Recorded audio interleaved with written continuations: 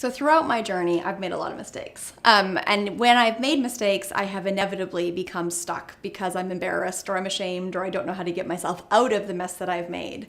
One of those examples is that, so many people told me that the way to grow a business was to hire more staff and have more offices. And it was this very physical manifestation to prove how successful I was.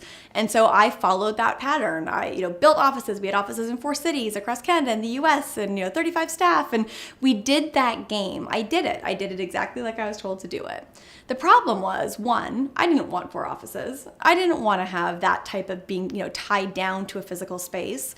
And it was really, really expensive. My heart has always been to serve small businesses. And the reality is, small businesses don't have tons and tons of money to pay a company like ours to afford the overhead of all these big offices. And so I made a decision to essentially do what I thought people were telling me would demonstrate success, right? If I could show them that I had all of these employees and all of these offices, I would be proven successful.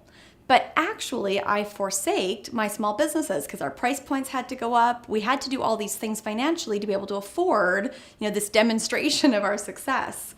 And after about 3 years of living like that and realizing that it really wasn't what I wanted, A, and B, wasn't going to work financially, we got rid of all of our offices and we actually became a completely remote team. We have staff all over the world, no offices anywhere. And all of a sudden, 2 things happened. One is I had so much more profit in my profit margin and I could dramatically reduce our prices, which made us more accessible to small businesses. And 2, I personally had way more freedom to work wherever I wanted, be wherever I wanted, travel wherever I wanted. And freedom is actually one of my values. And so I look back and I think, how interesting that being 100% committed to what's best for small businesses. I don't even have to pretend that it's in my bones. It's so true for me. Freedom is one of my greatest values. I crave and fight for freedom at every level. And yet, I made this business decision that was totally contrary to 2 things that matter the most to me because I was trying to follow a stated model to prove that I was successful.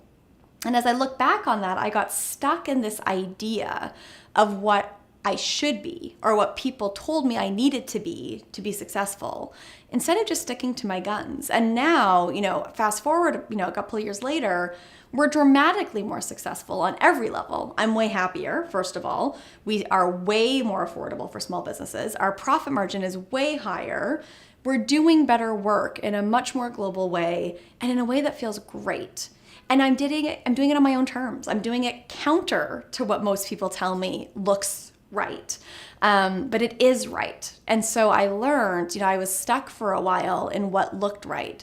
And now I'm just doing what is right. And it feels so much better. So if you're stuck because you think you have to continue to do something because it's the right way to do it, so they say, but it's not right for you, I just give you permission and I encourage you, talk to more people, get more input, release these ideas, and go with your gut. Do what's right for you, and I bet you it'll be better for your business.